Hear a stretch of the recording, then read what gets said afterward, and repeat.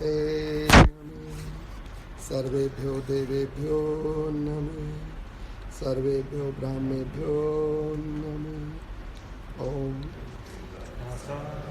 नमः। ओम वाल्मीकाय नमः। ओम वसिष्ठाय नमः। ओम गौरीपतये नमः। ओम श्री सपत्नीकाय लक्ष्मणाय नमः। ओम श्री सपत्नीकाय शत्रुघ्नाय नमः। ओम श्री सपत्नीकाय भरताय नमः। ओम हनुमते नमः। बोलिए माता पार्वती शंकर भगवान की जय।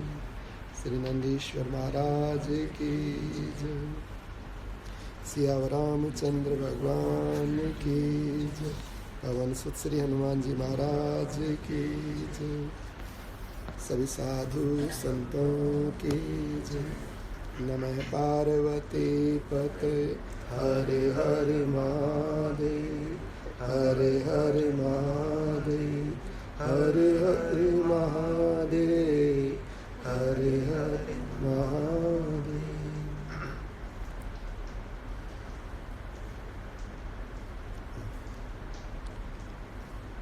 मंगल भवन अमंगल हारी। मंगल भवन अमंगल हारी। द्रवहु सुदशरथ अजर बिहारी। द्रवहु सुदशरथ अजर बिहारी। मंगल भवन अमंगल हारी। मंगल भवन अमंगल हारी। द्रवहु सुदशरथ अजर बिहारी। द्रवहु सुदशरथ अजर बिहारी। सुमेरी शिवा शिव पाई पसाऊ। सुमेरी शिवा शिव पाई पसाऊ। वर्णौ राम चरित चित चाऊ। वर्णौ राम चरित चित चाऊ। जे एहि कह जे एहि कथई स्नेह समेता। जेहि कथहि स्नेह समेता। कहि सुनाई समुझई सचेता। कहि सुनहि समुझि सचेता। होई राम चरण अनुरागी। होई राम चरण अनुरागी।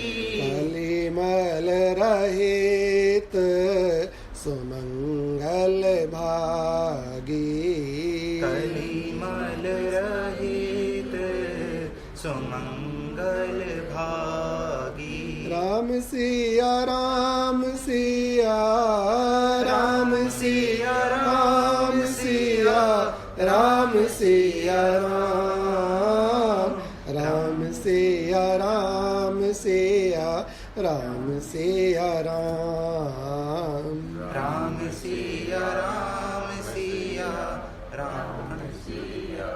राम सिया राम सिया राम सिया राम सिया राम सिया राम। राम सिया राम सिया राम सिया राम। राम सिया राम सिया राम सिया राम। सिया रामचंद्र भगवान की जय। पवन सुत श्री हनुमान जी महाराज की जय। सभी साधु संतों की जय। संक्षिप्त योग वासिष्ठ उपशम प्रकरण। मनुष्य, असुर, देव आदि योनियों में होने वाले हर्ष शोक आदि से रहित जीवन मुक्त महात्माओं का वर्णन। श्री वशिष्ठ जी कहते हैं, रघुनंदन, अपने राज्य के व्यवहार में तत्पर होते हुए भी महाराज जनक संपूर्ण चिंता रूप जवर से तथा अंतःकरण की व्याकुलता से रहित होकर ही सदा सर्वदा स्थित है।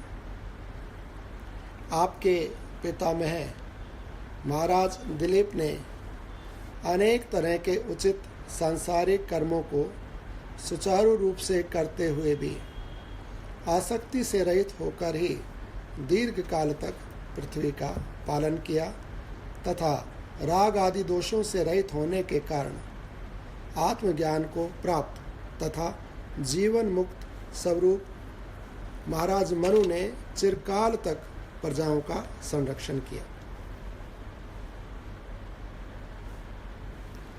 गत कथा के अंतर्गत भगवान श्री वशिष्ठ जी महाराज हरि वृंदावन विहारी लाल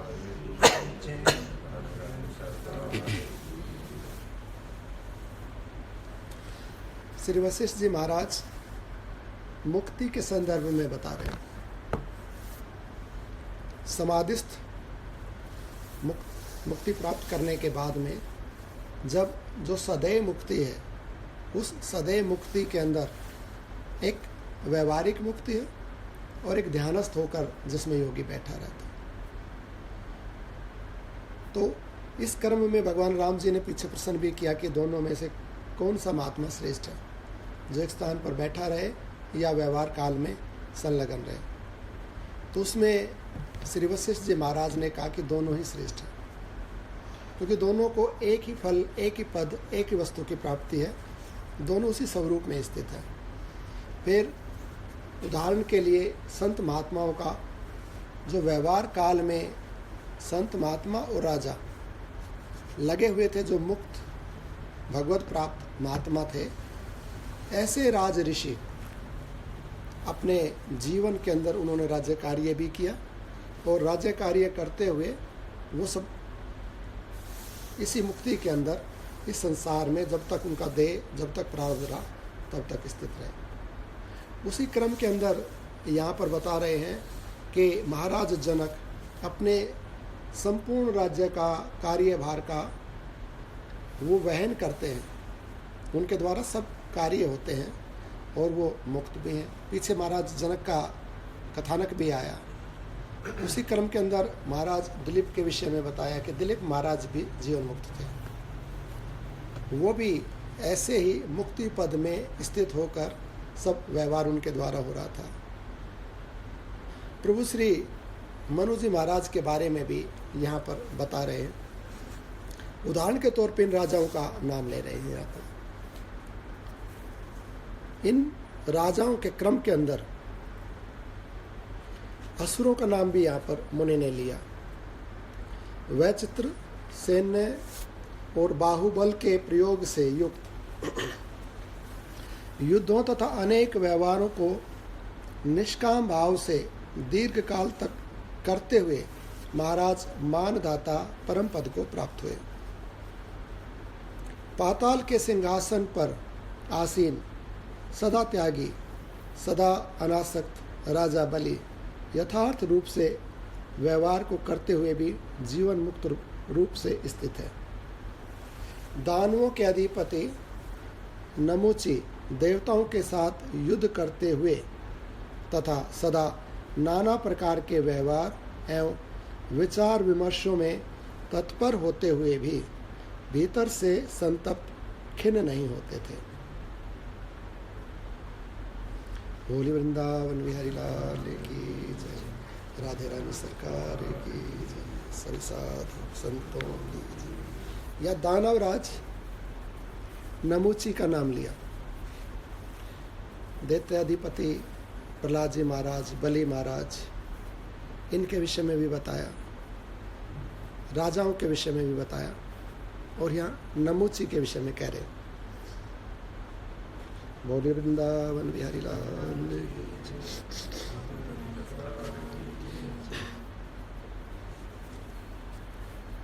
दैत्यराज दानवों के अधिपति नमूची कहते हैं, युद्ध करते हुए, विचार विमर्श करते हुए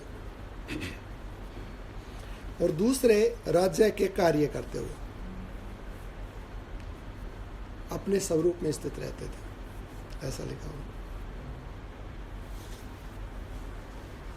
नमूची के विषय में महाभारत में शांति पर्व में कथा आती है। देवताओं का, दैत्यों का, दानवों का युद्ध होता रहता है। तो दानव राज नमूची ने अपनी क्रियाओं के द्वारा, अपने आसुरी बल के द्वारा देवताओं पर अनेक बार विजय प्राप्त करने की कोशिश की, और अनधिकार, क्योंकि स्वर्ग पे, पृथ्वी पर दैत्य दानवों का अधिकार नहीं है, तो अनधिकृत रूप से देवराज के साथ उनका संघर्ष होता रहता था। वो देवलोक के ऊपर अमरावती पुरी को जीतने के लिए ऐसे प्रयास करते रहते थे, और उनके द्वारा इस क्रम के अंदर पाप भी बनता रहता था। परंतु अंततः इस क्रिया को करते करते और भगवत भाव का स्मरण करते हुए वो ब्रह्म भाव को, अर्थात मुक्त भाव को प्राप्त हो गए आखिर में। ऐसा संघर्ष उनके जीवन पर्यंत चलता रहा। कभी दैत्य, कभी दानव विजय हो जाते हैं, कभी देवता। देवराज को उनसे भय बना रहता था। एक बार देवराज इंद्र ने उनको हरा दिया युद्ध के अंदर, उसकी सारी शक्ति नष्ट हो गई, सेना नष्ट हो गई। बोलिए वृंदावन।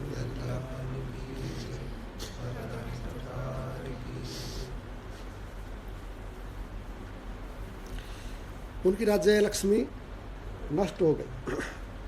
नहीं ठीक है, तो थोड़ी देर में हो जाएगा। नहीं, अब डिस्टर्ब हो जाएगा, सब फिर वो चलाएंगे। नहीं नहीं ठीक है, हो जाएगा। वैसे ठंड हो रही है, चलना तो है। वृंदावन बिहारी लाल की। अभी हम कलियुग के अंदर कथा कर रहे हैं ना, तो थोड़ा तो प्रभाव रहेगा। माया भी अपना प्रभाव डालेगी, कलियुग भी डालेगा। थोड़ा विक्षेप तो चलेगा, क्या दिक्कत है। अगर बड़ी चीज पाने के लिए छोटी मोटी छोटा कष्ट उठाना पड़े तो ठीक है।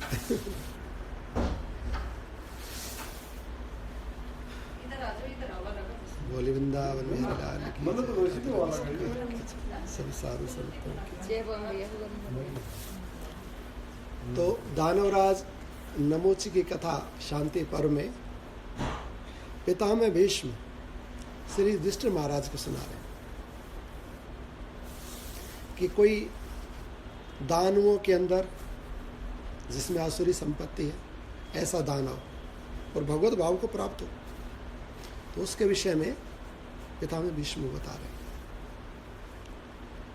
पितामह भीष्म ने बताया कि देवताओं के साथ इन असुरों का खूब युद्ध होता रहता था। तो एक समय में दानवराज नमूची अपनी शक्ति से राज्य लक्ष्मी से च्युत हो गए, हार गए, सब सेना नष्ट हो गई, राज्य छिन गया, बस ऐसे भटक रहे। भटकते भटकते जब बहुत समय बीत गया तो उनकी खोज में देवराज थे कि कहीं मिले, और शत्रु का यदि वध हो जाए तो आगे के लिए संकट कट जाएगा। उन्होंने पाया कि एक जगह नमूची बैठे, बड़े आनंद में, प्रसन्न भाव में। तो देवराज इंद्र ने कहा, नमूचे, तुम्हारी तो राज्य लक्ष्मी छिन गई, तुम्हारे पास रुपया पैसा, घर महल सेना कुछ नहीं, ऐसे ही भटक रहे, खाने का ठिकाना नहीं तुम्हारा। परंतु वो क्या चीज़ तुम्हारे पास है कि तुम इतने प्रसन्न दिखाई दे रहे हो? तुम्हारे शरीर में दुख के चिन्ह नहीं दिखाई दे रहे। जब शरीर में दुख आता है, संपत्ति नहीं रहती है, दूसरे कलेश आते हैं, तो शरीर भी कृष्ण हो जाता है और मन भी खिन्न हो जाता है। तो कहने ना तो तुम्हारा इस शरीर में ऐसे चिन्ह दिखाई दे रहे हैं जिससे दुख लक्षित होता हो, और ना ही तुम्हारा मन अर्थात तुम्हारे मुख की कांति ऐसी दिख रही है जिससे कि तुम्हारा मन खिन्न हो। तुम तो प्रसन्न और स्वस्थ दिख रहे हो, तो कुछ है नहीं तुम्हारे पास। इसके पीछे कारण क्या है? तो नमूची ने कहा, देवराज, मैं परमात्मा के विधान को जानता हूँ, मैं उस भगवान को जानता हूँ जो माता के उदर में बच्चा पल रहा हो, उस बच्चे के भी उदर में, उसके भी हृदय में वो परमात्मा है, और उसके भी खाने की, उसके बढ़ने की, उसकी सब व्यवस्था परमात्मा करता रहता है। वहाँ कौन संभालने वाला है?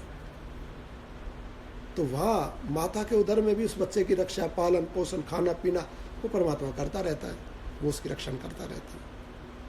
और वही परमात्मा संसार में सब जीवों का खाना पीना सब व्यवस्था करता रहता है। अर्थात उसकी व्यवस्था में, उसी की क्रिया, उसका जो संसार है, उसके अंदर सब प्रकार उसकी सब चीज़ें उसकी मर्जी से होती हैं। और जो इस रहस्य को जानता है कि ये तो परमात्मा का खेल है, यहाँ सुख दुख हार जीत, संपत्ति विपत्ति आती जाती रहती है, इस बात को जो जान गया है और इसको स्वीकार कर लेता है, तो सुखी होने पर, धनी होने पर वो हर्षित नहीं होता है, और कोई दुख आ जाए, विपत्ति आ जाए, धन संपत्ति का अभाव हो जाए, वो रोता नहीं। मैं इस बात को जानता हूँ, मैं देव को जानता हूँ। वेदाता में, उस प्रारब्ध में इतनी शक्ति है कि वो बलपूर्वक सब कुछ हर लेगा। जब विपत्ति काल आएगा तो कितना भी व्यक्ति पुरुषार्थ, प्रयास, मेहनत, दिमाग लगाए, कुछ भी करे, वो सब हर लेगा, सब नष्ट कर देगा देव। वो बड़ा बलवान है। और जब संपत्ति काल आएगा अर्थात अच्छा समय आएगा, तब सब कुछ धीरे धीरे सब कुछ बनता चला जाएगा।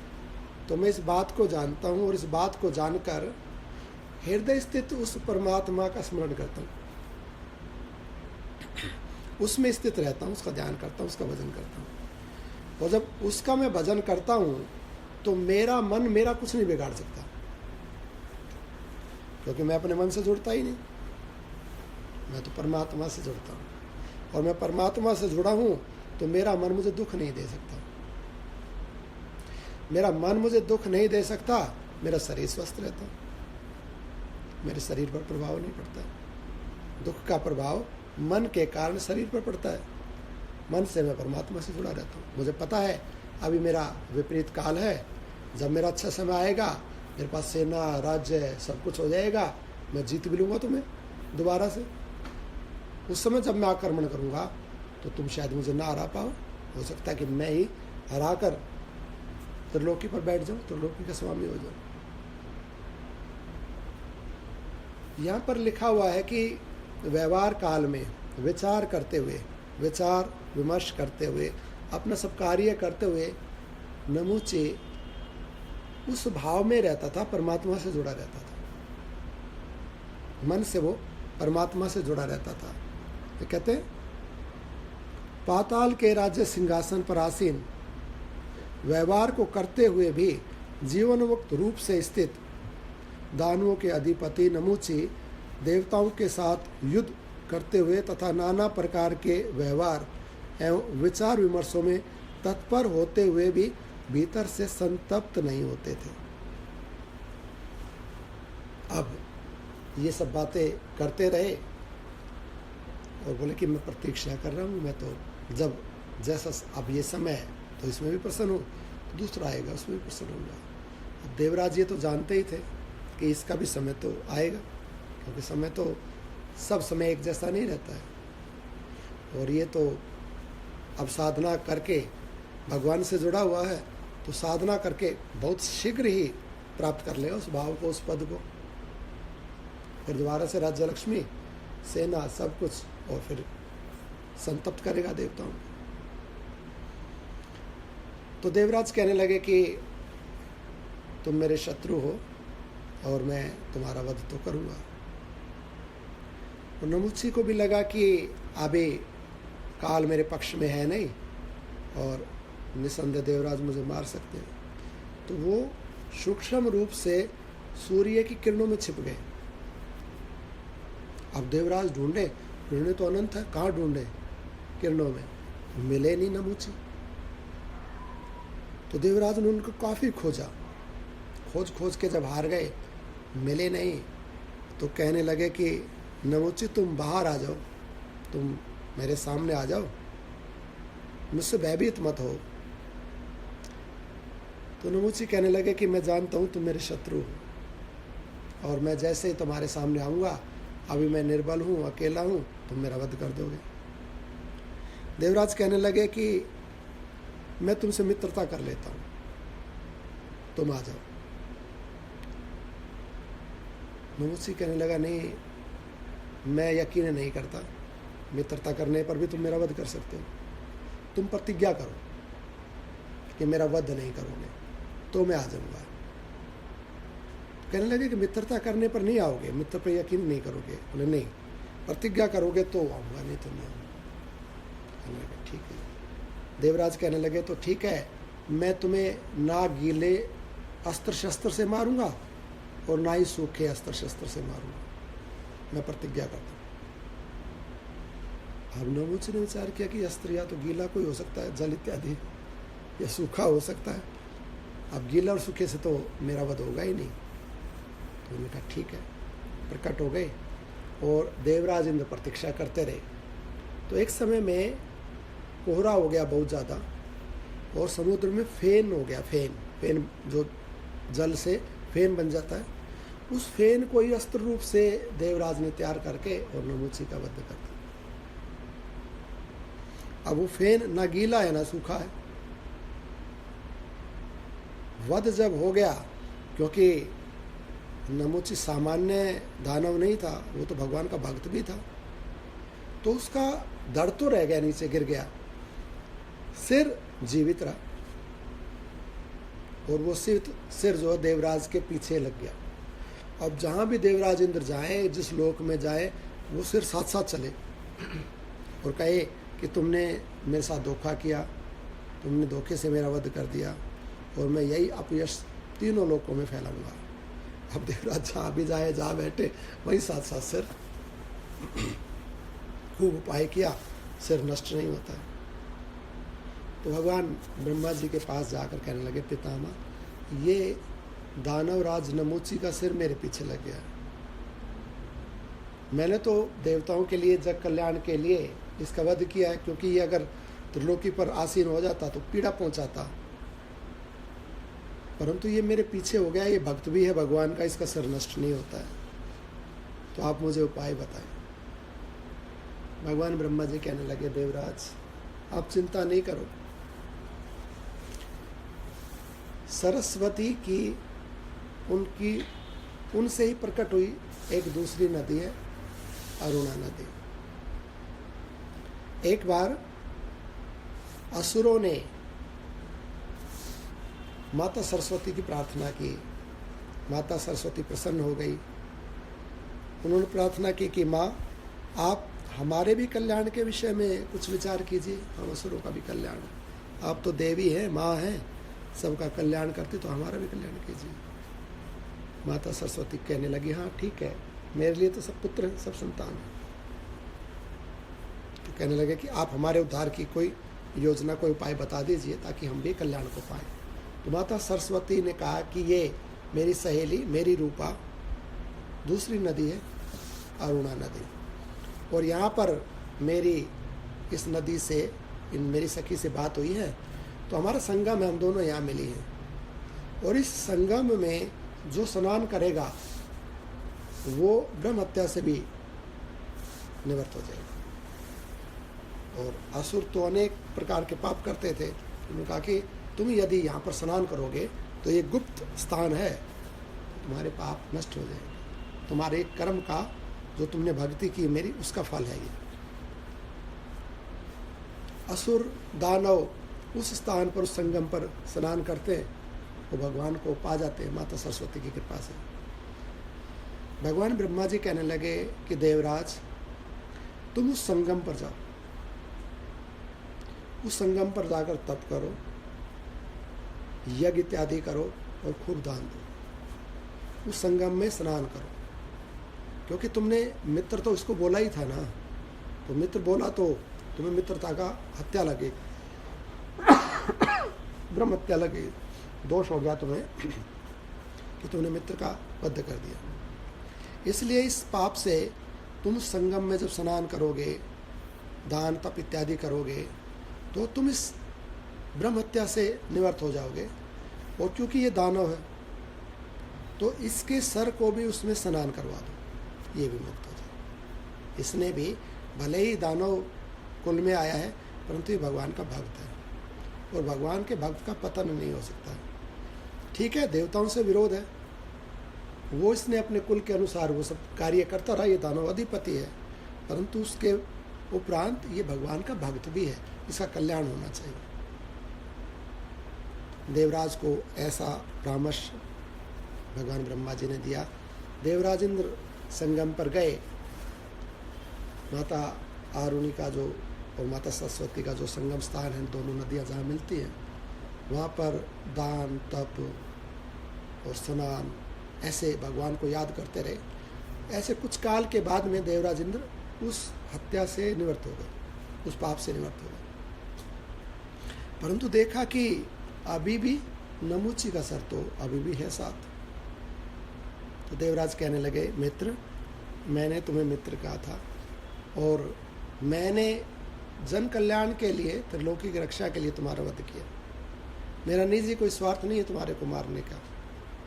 अब मैंने जो साधना की है, उस साधना से, मेरी उस भक्ति से मेरा वो पाप छूट गया है। अब तुम भी ये आसुरी देह छोड़ दो, तुम इससे निवृत्त हो जाओ, तुम भी इस संगम में स्नान करो, और इस संगम में स्नान करके इस आसुरी संपत्ति, आसुरी देह को छोड़कर भगवत भाव को प्राप्त हो। जब देवराज ने ऐसा कहा तो नमुची के सर ने वहाँ पर स्नान किया, और जैसे ही संगम में डुबकी लगाई तो उनका वो देह छूट गया, और भगवत भाव को प्राप्त होकर, वो मोक्ष को प्राप्त होकर भगवान के धाम में चले गए। यहाँ पर मुनि वशिष्ठ जी, मैंने आपको ये कथा संक्षेप से सुनाई है। नमुची देवराज, दानव राज नमुची और देवराज इंद्र का बहुत बड़ा संवाद है, जो पितामह ने सुनाया है, और काफ़ी सारगर्भित भी है, ज्ञान वर्धक भी है। उसमें नमुची ने, मैंने संक्षेप से बता दिया कि जब देव बलवान होता है तो कितना भी शक्तिशाली व्यक्ति हो, उसका सब कुछ नष्ट हो जाता है, और जब देव उसके दाएं होता है तब वो उन्नति को प्राप्त होता है।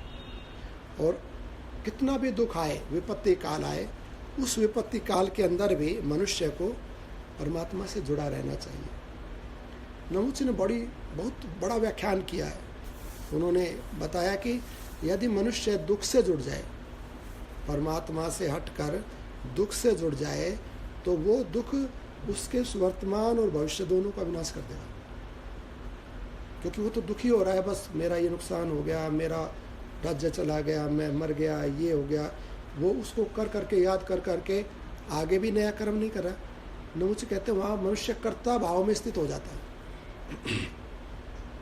क्योंकि वो उस दुख को भोगने लग गया, उस दुख को कोसने लग गया, उस दुख में कमियां बेसी, भगवान के विधान में कमी बेसी निकालने लग गया, तो वो कर्ता हो गया। अब वो निश्चित कर रहा है कि मेरे साथ गलत हो गया, भगवान की व्यवस्था ठीक नहीं है, ऐसा नहीं होना चाहिए था, मुझे तो वो करना चाहिए था, दुख क्यों मिल गया, तो अपनी मर्जी मिलानी चालू कर दी ना। मैं मुझे कहता है कि जो इस विधान को, इस ज्ञान को जानता है कि परमात्मा की व्यवस्था से सब होता है, तो वो दुख से दुखी नहीं होता, वो मन से नहीं जुड़ता है, अभी तो मन से जुड़ने के बजाय परमात्मा से जुड़ता है। तो परमात्मा से जब जुड़ता है तो कर्ता नहीं होता, फिर तो भगवत भाव से जुड़कर भगवत भाव में हो जाता है, और उसका वो विपत्ति काल कट जाता है। जब काल ठीक आता है तो उसका सब कुछ ठीक होने लगता है। परंतु उस विपत्ति काल में ना तो उसका मन दुखी होता है, ना ही उसका देह क्रश होता है, क्योंकि वो कर्ता और भोगता नहीं है। उस समय वो भगवत भाव में है, परमात्मा से जुड़ा हुआ। तो ऐसे अनेक उपाख्यान, अनेक लंबी वार्ता देवराज इंद्र और नमुची की। उसमें से कुछ प्रसंग मैंने आपको, क्योंकि हम ये दूसरी कथा सुन रहे हैं योग वासिष्ठ जी की, तो इसमें अनेक राजाओं के नाम यहाँ पर मुनि ले रहे हैं, असुरों के भी लिए, दानवों के लिए, मनुष्यों के भी। मनुष्य भी ऐसे हैं जो उस भगवत भाव को प्राप्त करके संसार में व्यवहार करते रहते हैं, अर्थात उनके द्वारा व्यवहार होता रहता है। ऐसे कोई भी परमात्मा की जो ये व्यवस्था है सबके लिए है, सबको छूटी। बस उस ज्ञान को प्राप्त कर ले, उस भक्ति को अर्थात परमात्मा को पाले। एक बार जो हमारा अज्ञान है या जो हमारा जीव भाव है, बस उससे छूट जाए। जीव भाव के छूटने के बाद मुक्त हो जाएगा, फिर देह रहेगा और फिर प्रतिकूलता, अनुकूलता, सुख दुख कुछ भी रहे प्रभाव नहीं पड़ेगा, क्योंकि वो मन से जुड़ेगा ही नहीं, मन रहेगा ही नहीं, वो परमात्मा से जुड़ेगा। तो कितने समय भी ये दे रहे या अगले सब नष्ट हो जाए, परंतु वो कल्याण को प्राप्त हो गया और इस देह के रहते रहते भी वो अनंत सुख को भोगता है। भगवान से जुड़कर भगवत भाव में स्थित हो जाता है तो अनंत सुख का अधिकारी हो जाता है। तो हमें चाहिए कि हम मन से न जुड़कर परमात्मा से जुड़े, संसार से न जुड़कर परमात्मा से जुड़े। और ये मन जो हमें परेशान करता है, तो इसका उपाय कर ले, इसका उपचार कर ले। शास्त्रों में अनेक विधियां जो बताई हैं सत्संग इत्यादि की, उनके द्वारा से हम अपने आप को एजुकेटेड कर ले और अपना कल्याण कर ले। और अपना कल्याण करके अपना तो लाभ होगा ही होगा, हो सकता है उससे वस्तुतः तो मुक्त होने के बाद पर रहता ही नहीं है, परंतु यदि कुछ है भी संसार तो भलाई होगा उसका, अपना भी और उसके अतिरिक्त भी जो है कल्याण रूप हो जाएगा, और उसके संपर्क में जो आएगा वो भी कल्याण रूप हो जाएगा। इसलिए प्रयास करके मनुष्य को इस मुक्त पद को प्राप्त कर लेना चाहिए। मुनि वशिष्ठ जी महाराज कहते हैं, इस प्रकार विचार विमर्श में तत्पर होते हुए भी वह भीतर से संतप्त नहीं होते थे। इंद्र के युद्ध में अपने शरीर का परित्याग करने वाले विशाल हृदय माने वत्रासुर ने प्रशांत मन होकर ही देवताओं के साथ युद्ध किया था। अब जैसे महाराज मानधाता का प्रसंग आया, महाराज दिलीप का आया, मनु महाराज का आया, नमुच का आया, यहाँ पर कितने ही राजाओं का नाम लिया। यदि एक एक योगी की, राज ऋषि की कथा कहें, एक एक कथा ही एक डेढ़ 2 घंटा लग जाएंगे, अगर संक्षेप में कहेंगे तब। जैसे वत्रासुर का बड़ा विस्तार से चरित्र आता है श्रीमद् भागवत के अंदर। असुर योनि में आए और देवराज इंद्र के साथ वैर किया, उनके साथ युद्ध किया।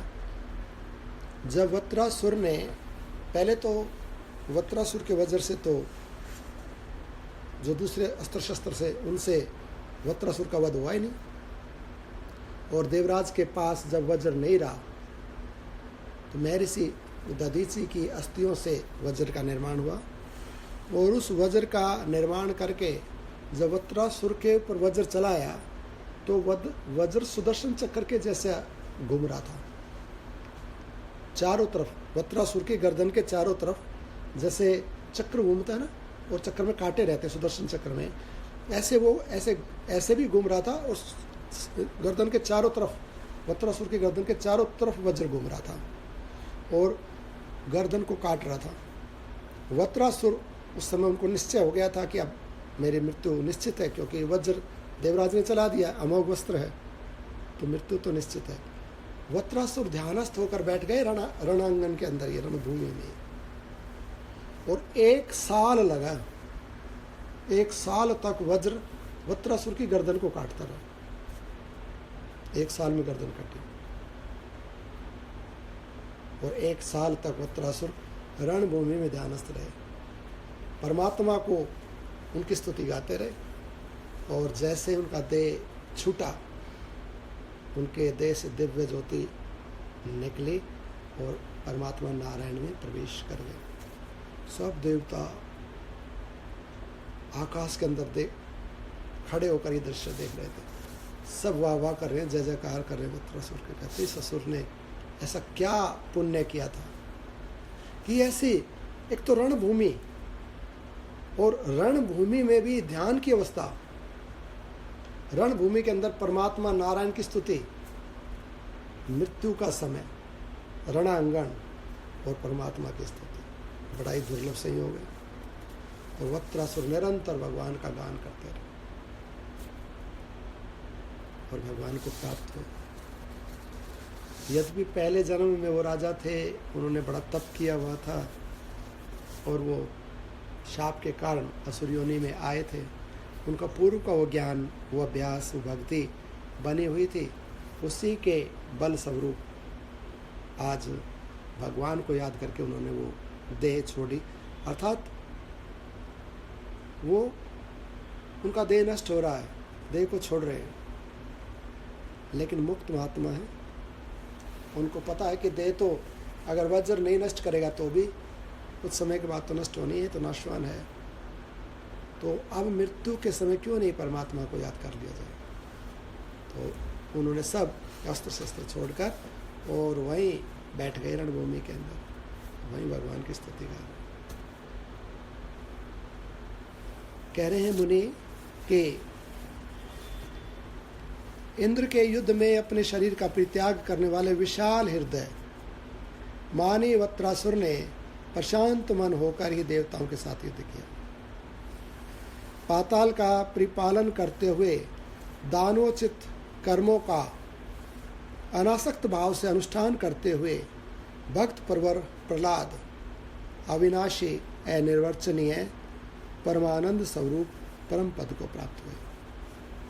समस्त देवताओं के मुख्य रूप, समस्त देवताओं के मुख्य रूप अग्नि क्रिया समूह में तत्पर होते हुए यज्ञ शोभा का चिरकाल तक उपभोग करते हैं, तथापि वे मुक्त होकर ही इस त्रिभुवन में निवास करते हैं।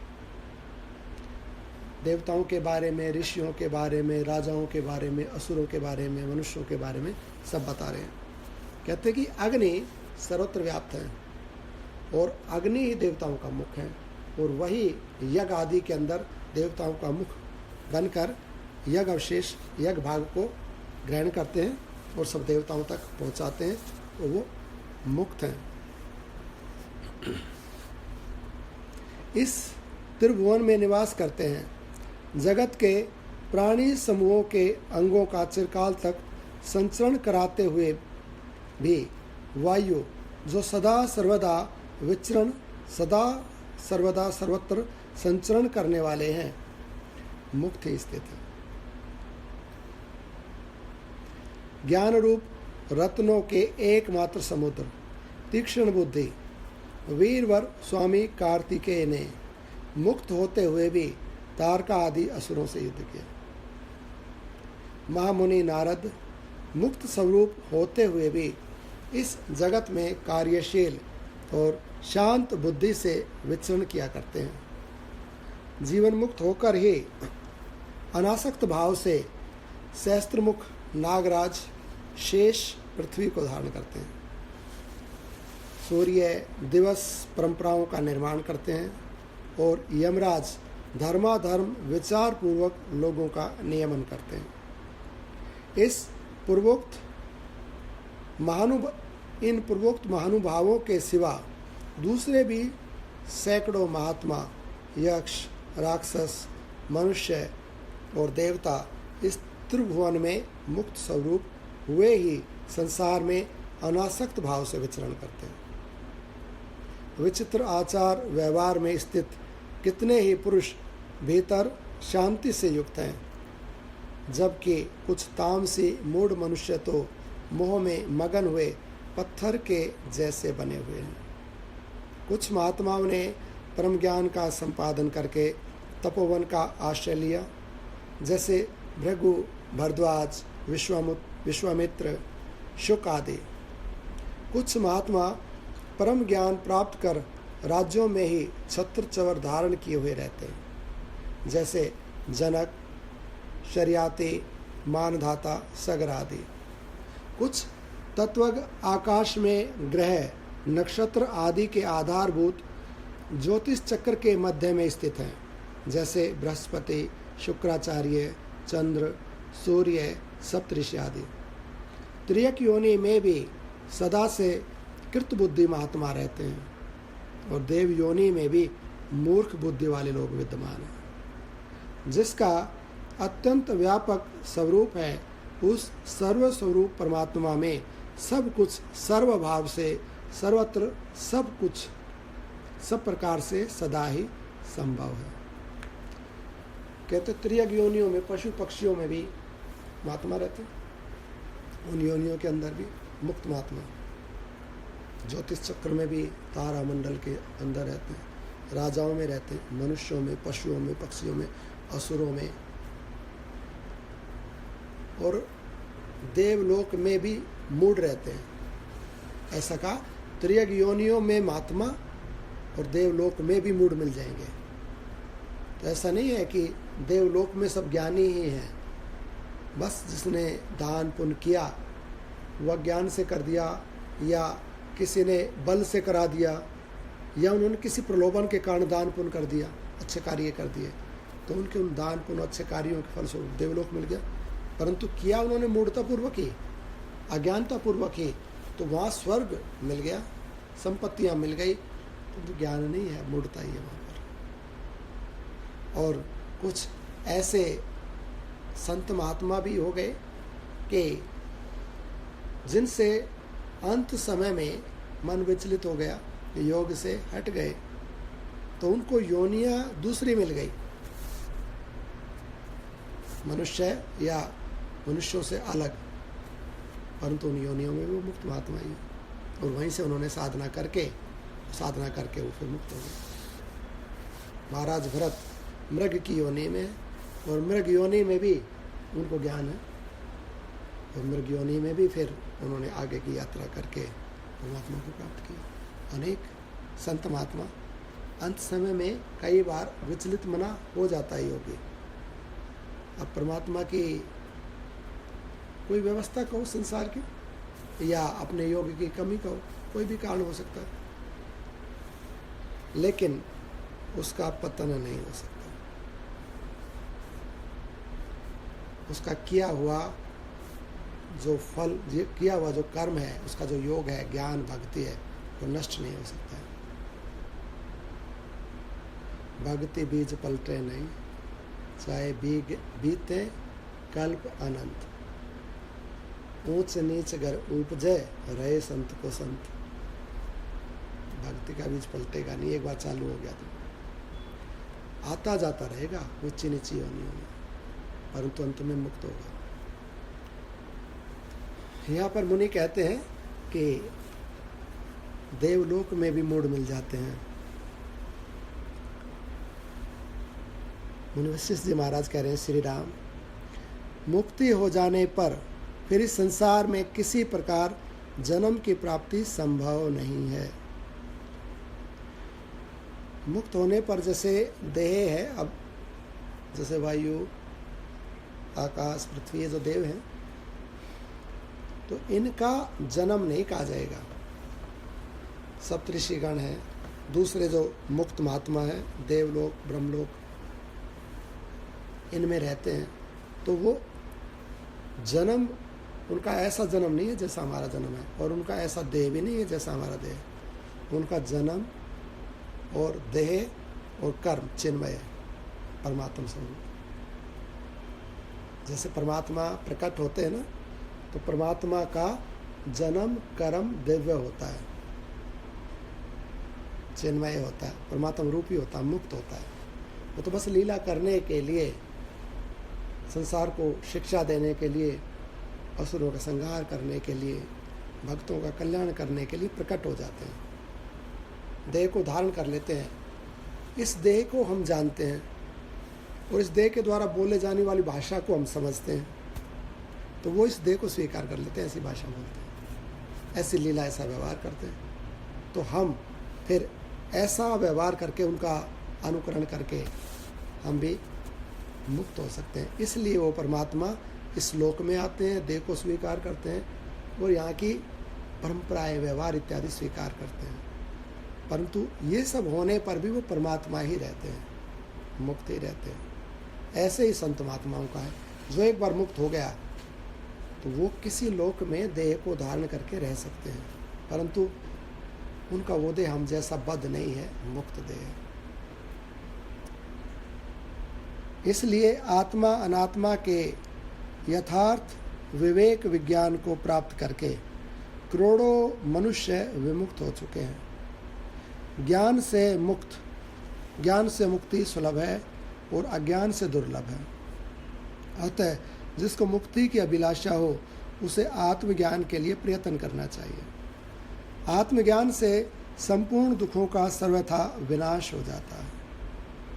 इस वर्तमान काल में भी राग शून्य, भय रहित महाबुद्धिमान राजा सोत्र और जनक आदि के समान अनेक जीवन मुक्त महापुरुष विद्यमान हैं। इसलिए श्री राम, तुम भी ज्ञान वैराग्य से उत्पन्न धीर बुद्धि से युक्त मिट्टी के ढेले, पत्थर और स्वर्ण में समदृष्टि तथा जीवन मुक्त हुए विचरण करो।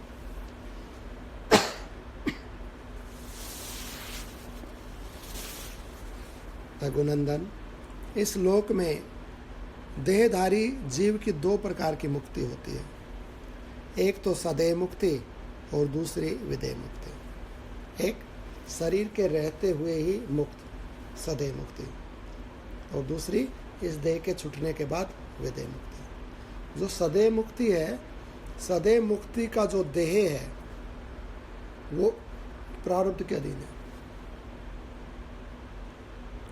जैसे अब हम में से कोई मुक्त हो जाए तो मुक्त होने के बाद जो हमारा देह है, इसकी जो आयु इत्यादि है वो प्रारब्ध के अधीन है। 10-20 बरस, 10-20 दिन या जितना भी। परमात्मा की कृपा व्यवस्था या परमात्मा उस शरीर से कुछ कार्य करवाना चाहते हो तो बढ़ जाए, बात अलग है। परंतु इस देह में रहते हुए वो देह से अलग हो जाता है, देह का साक्षी हो जाता है। और जैसे राजा अपने कर्मचारियों से कार्य करवाता है ना, आदेश देकर, उनसे अलग रहकर, ऐसे ही वो भी देह से कार्य लेता है, अलग होकर, और देखता रहता देह को। अर्थात परमात्मा में स्थित ऐसा योगी और देह से विमुक्त होता है। और जैसे ही काल के अनुसार, प्रारब्ध के अनुसार देह छूट जाए तो फिर ये सदेह मुक्ति विदेह मुक्ति में परिणित हो जाती है। दोबारा योगी यदि देह स्वीकार करेगा तो वो ऐसा देह नहीं होगा, चिन्ह। कहते हैं कि इस लोक में देहधारी जीवों की दो प्रकार की मुक्ति होती है, एक तो सदेह मुक्ति और दूसरी विदेह मुक्ति। अब तुम इसका विभाग सुनो। निष्पाप श्री राम, पदार्थों, विषयों के असंग से जो मन की शांति होती है वही विमुक्तता है। यदि हमारे मन पर पदार्थों का, विषयों का प्रभाव पड़ना बंद हो गया है, मुक्त हो गया। देह है, मन है, इंद्रियां हैं, लेकिन मुक्त हो गया। अर्थात जो बंधन का हेतु है वो मन है और मुक्ति का हेतु भी मन है। क्योंकि मुक्ति ना तो शरीर की हो सकती है और ना आत्मा की हो सकती है। आत्मा स्वतः मुक्त है और शरीर रह नहीं सकता। इसलिए जो नाशवान वस्तु है उसकी मुक्ति के बारे में विचार करना ही नहीं चाहिए। वो कुछ समय के लिए रहता है शरीर, लेकिन जो बंधन और मुक्त होने वाला तत्व है वो मन ही है, वो अहंकार ही है। अर्थात अहंकार के नष्ट होते ही मन नष्ट हो जाएगा, या मन के नष्ट होते ही अहंकार नष्ट हो जाएगा। और जैसे ही मन या अहंकार ये नष्ट हुआ, मुक्त हो जाएगा। उसका पता ये चलेगा कि विषयों का प्रभाव पड़ना समाप्त हो जाएगा। कौन हमारी निंदा करता है, कौन स्तुति करता है, सम, सुख दुख में सम, अपने पराये में सम, जीवन मृत्यु में सम। ये मुक्त का लक्षण है। और देह के रहते रहते ही अर्थात संसार से असंग और परमात्मा से युक्त, ये योगी का लक्षण है। पदार्थों के असंग से जो मन को शांति होती है वही विमुक्तता है। यहाँ पर इस वाक्य में ये बात भी लिखी हुई है कि पदार्थों के अलग होने से जो मन में शांति होती है। अर्थात इसको यदि दूसरे क्रम से इस बात को सुने तो ये बात कही जा रही है कि पदार्थों का संग होने से बंधन होता है, पदार्थों का संग करने से दुख होता है, ये बात कही जा रही है। विषयों का मन विषयों से जुड़ता है और शरीर पदार्थ से जुड़ता है। तो मन जब विषय से जुड़ेगा तो बंधन में आ गया, दुख प्रारंभ हो गया, और शरीर पदार्थों से जुड़ता है तो बंधन में आ गया, दुख हो गया। तो विषय या ये जितने भी हमारे कल्पनाएं, इच्छाएं, भावनाएं हैं, ये इनसे जुड़ने से ही बंधन है। और इनका प्रभाव यदि हट जाए, इनका बंधन टूट जाए तो उसी को मुक्ति कहते हैं। जब ये प्रभाव, ये विषय हमें प्रभावित नहीं कर सके, ये पदार्थ हो तो ठीक है, नहीं हो तो ठीक है, देह है तो ठीक है और नष्ट हो रही है तो ठीक है, कोई भी अच्छा समय है तो ठीक है, खराब है तो ठीक है। जब उसका प्रभाव पड़ना बंद हो गया, शरीर को सर्दी लगेगी, शरीर को भूख लगेगा। ये नहीं है कि उसको भूख प्यास नहीं लगती है, सर्दी गर्मी नहीं लगती है, उसका शरीर जरावस्था को प्राप्त, ऐसा नहीं है, भूख प्यास लगती है। जो प्रकृति के धर्म है वो सब घटित होते हैं, सोना, जागना, भूख, प्यास, सर्दी, गर्मी, ये वृद्धावस्था सब उसके शरीर में घटित होती है, परंतु वो इससे प्रभावित नहीं होता, वो इसमें रहता, वह इससे अलग रहता है, वो परमात्मा से जुड़ा रहता है। तो ये मुक्ति है। वह विमुक्तता देह के रहते और देह अवसान होने पर ही होती है।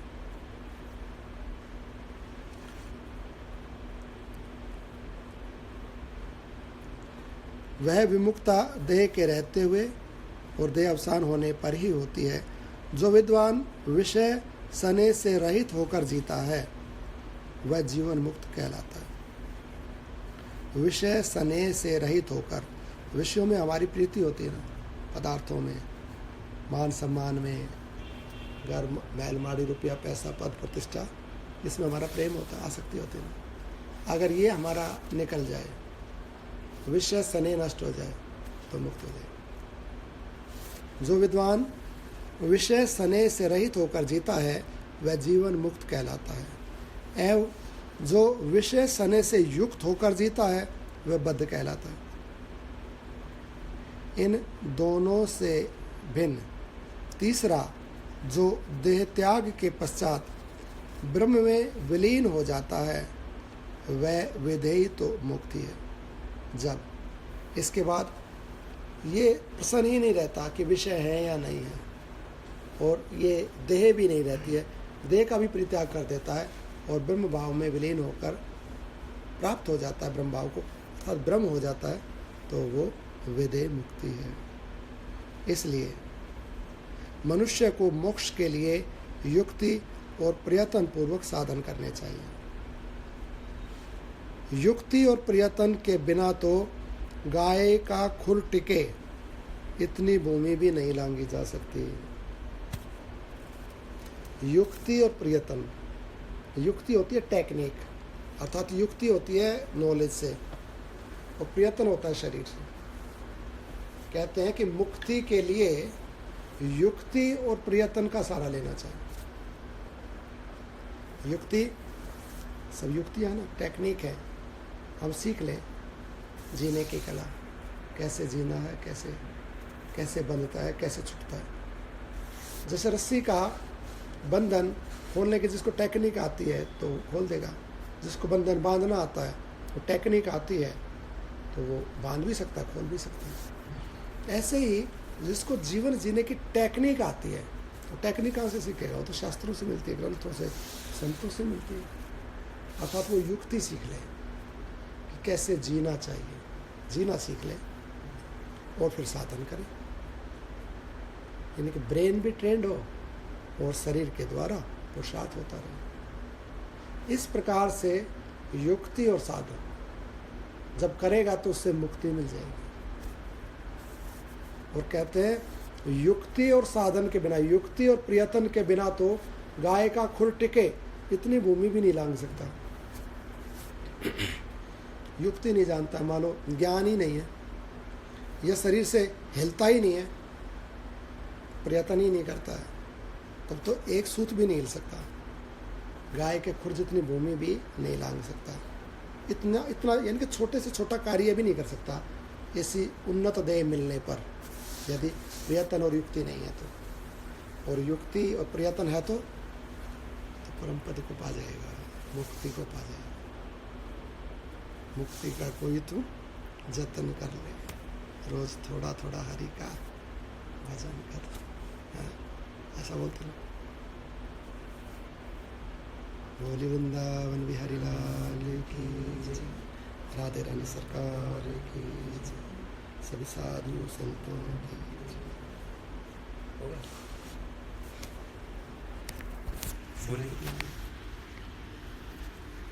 घंटा भी पूरा हो गया।